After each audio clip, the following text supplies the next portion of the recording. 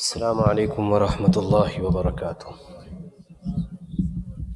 الحمد لله رب العالمين، والصلاة والسلام على أشرف الأنبياء والمرسلين وعلى آله وأصحابه أجمعين.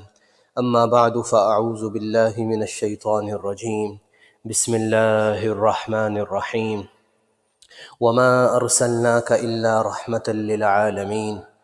وعن أبي هريرة رضي الله عنه عن النبي صلى الله عليه وسلم أنهم قالوا: يا رسول الله، متى وجبت لك النبوة؟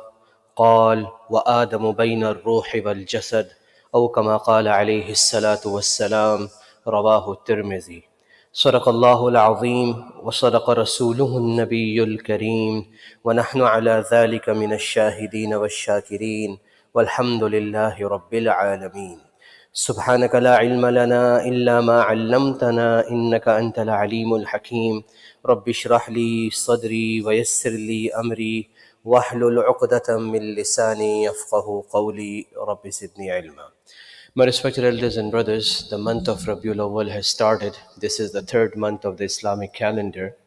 And wherever a believer is in any part of the world, no matter which language he or she speaks, whenever the month of Rabiul Awwal comes, the first thing that comes in mind, historically speaking, is that this is the month in which Rasulullah sallallahu alaihi wasallam was born. And this is the month in which he left this world also. So historically speaking, this is the most remarkable month. Virtue-wise speaking, Ramadan is the most virtuous month. So now, being an ummati, meaning being in the nation of Rasulullah sallallahu alaihi wasallam, what understanding should we have? And secondly, what are the rights of Rasulullah sallallahu alaihi wasallam upon us? What is his status? What understanding should we have regarding him? This is the first thing.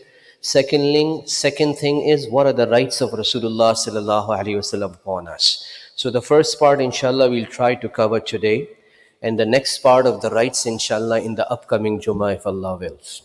So the ayah that I recited in front of you, Allah mentions in Surah Al-Anbiya, وَمَا أَرْسَلْنَاكَ إِلَّا رَحْمَةً لِلْعَالَمِينَ, which means more or less in English, and we have not sent you, meaning Rasulullah sallallahu alaihi wasallam, but as a mercy for all the worlds. We have not sent you, but as a mercy for all the worlds. हमने आपको नहीं मबऊस किया, नहीं भेजा, यानी आप सल्लल्लाहु अलैहि वसल्लम, मगर तमाम आलमो जहां के लिए रहमत बनाकर.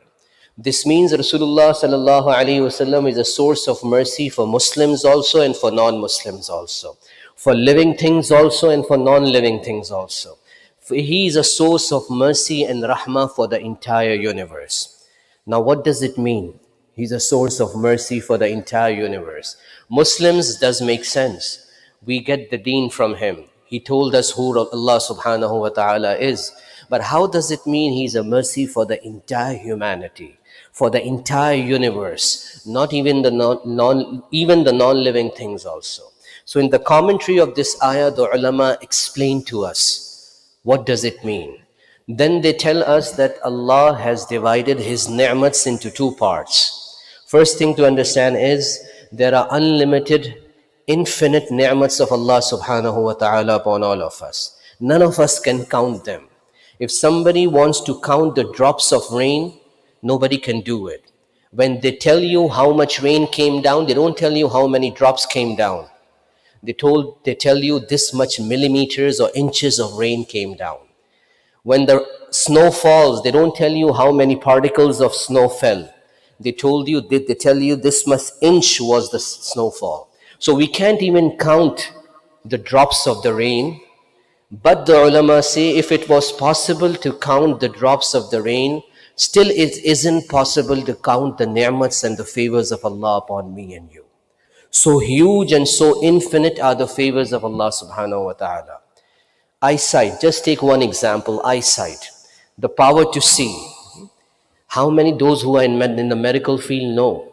If you have a problem in your retina, you can go to an optometrist, a glass shop, and tell the doctor, check my retina. No, you have to go to a retinologist. If you can't see properly, you go to a corneologist who deals with the cornea. He says, go to a regular optometrist in your community. You might have some level of numbers and you need eyeglasses. Why have you come to me? So it's just one thing. Apparently it's one ni'mah. But within that one favor of Allah, so many hidden favors and ni'mats are there.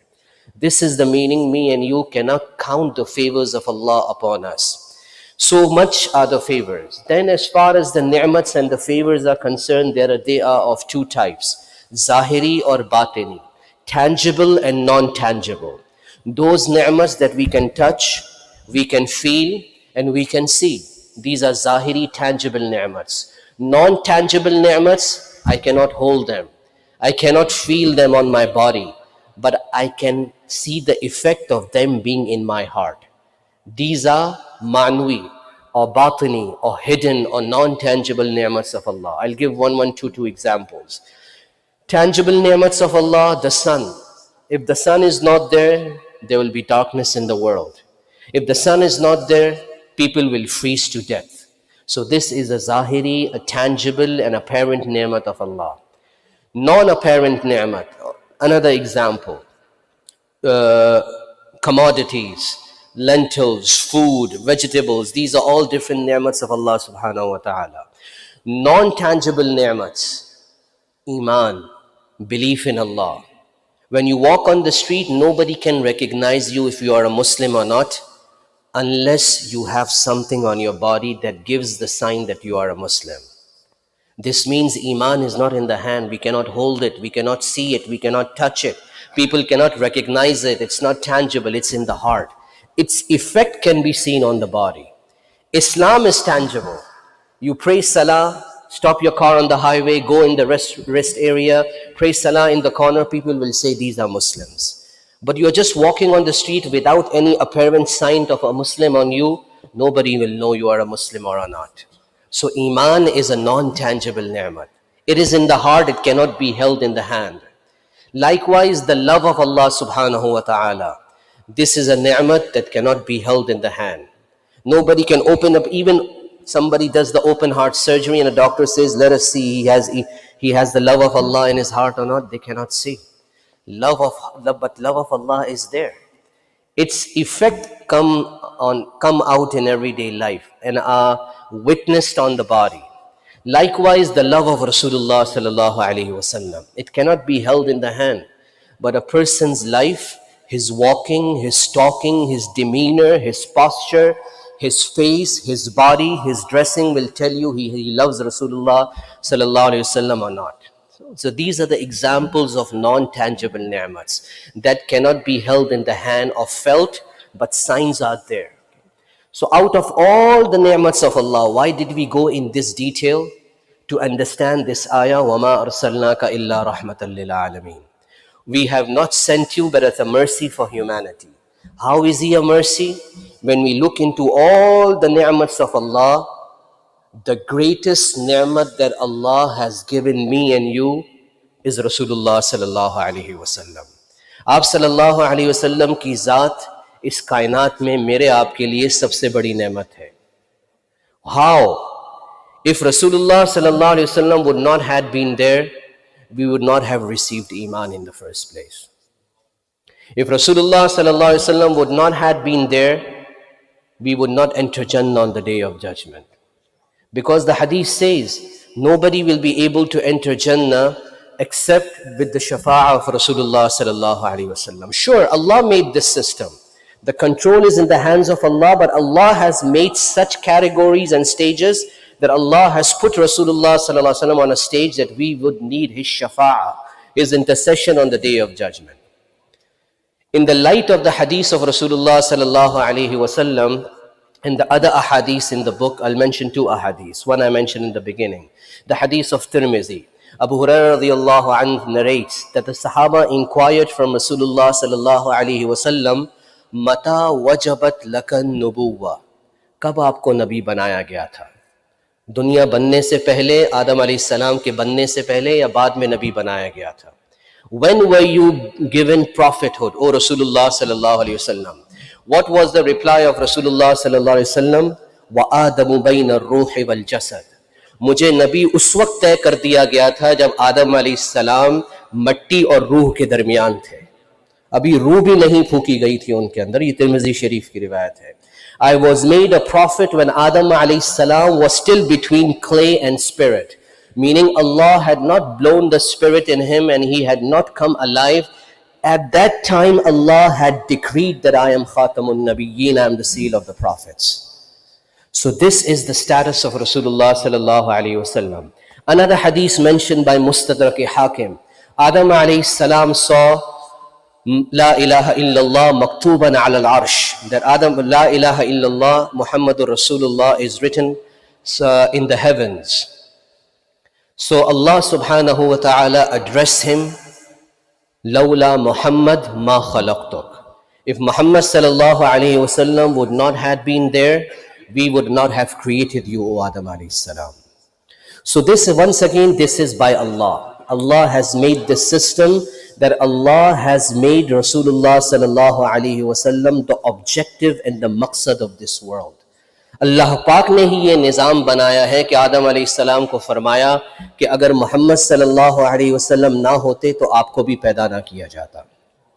So this tells us that he is. What does Ibn Rajab al-Hanbali rahimahullah says? I'm giving you these references because you might think that maybe from back home where I am from, these are the cultural things. No, these are not the cultural things. I'm giving you references. These are mentioned in Sahih Ahadith. Ibn Rajab al-Hanbali rahimahullah, the great Hanbali muhaddis and the jurist of the 8th century, he writes in his book, لأن محمدا صلى الله عليه وسلم هو عينه وخلاصته وواسطة عقده. Rasulullah sallallahu alaihi wasallam is the objective of this world, of this universe, is the essence and the quintessence of this world. A Hanbali scholar of the 8th century is saying this. I'm not saying this. So keeping in light all the ahadith that mention the status of Rasulullah sallallahu alaihi wasallam, we come to know that this universe was created and Allah made him the objective of this universe. So when, because of him is if everything is into existence, this means that he is the mercy for the entire universe. If he would not have been there, the universe would not have come into existence. So this is as far as how great is the ni'mat of Rasulullah sallallahu alaihi wasallam, that Allah sent him in this world. Now when he is on such a high status, there have to be his rights also upon us. The parents have the most right upon their children. Why? Because they have done the most for their children. So likewise, if someone who is above the parents also, Rasulullah sallallahu alaihi wasallam said, "La yu'minu ahadukum hatta akuna ahabba ilayhi min walidihi wa waladihi wan nasi ajma'in," or kama qala alayhi salatu wassalam. The narration of Muslim, none of you will be a complete believer unless I become more beloved to him than his parents, his children, and the entire humanity. Iman will be there, but we will not reach the pinnacle of Iman unless the love we have for Rasulullah sallallahu alaihi wasallam becomes more than the love we have for our children, for our parents, and the entire humanity. What does it mean? Apparently, it's impossible. But what does it translate into? Inshallah, in the next Jummah, we'll mention with examples. आप सल्लल्लाहु अलैहि वसल्लम ने फरमाया, जिसका मफहूम है, तुम में से कोई उस वक्त तक कामिल ईमान वाला नहीं हो सकता जब तक कि मैं, यानी मेरी मोहब्बत उसके दिल में अपने वालिदैन की मोहब्बत से, अपने बच्चों की मोहब्बत से और सारी इंसानियत की मोहब्बत से ना बढ़ जाए. This is the iman and the level of iman and the level of muhabba we should have regarding Rasulullah sallallahu alaihi wasallam. जब कोई इतने आला दर्जे पे है तो उसके हुकूक भी हैं, और उसके हुकूक उसी दर्जे के होंगे जिस दर्जे पे वो शख्स फाइज है. Based on this level and status of Rasulullah sallallahu alaihi wasallam, the ulama say he has many rights, but basically all the rights, primary rights, can be put together into 3 rights: azmat, muhabbat, ittiba. The respect of Rasulullah sallallahu alaihi wasallam, his love and his obedience, his following. आप सल्लल्लाहु अलैहि वसल्लम की अज़मत का होना, आपकी मोहब्बत का होना और आपकी इत्तिबा करना. examples. What does these three mean, and what are the examples from the life of the Sahaba radiallahu anhum? From this point, inshallah, we'll continue. Whatever was said and heard, may Allah subhanahu wa ta'ala give us the understanding of these things. Ameen. Brothers are requested, inshallah, to please stand up if you have to pray your sunnah and fill in the gaps first before you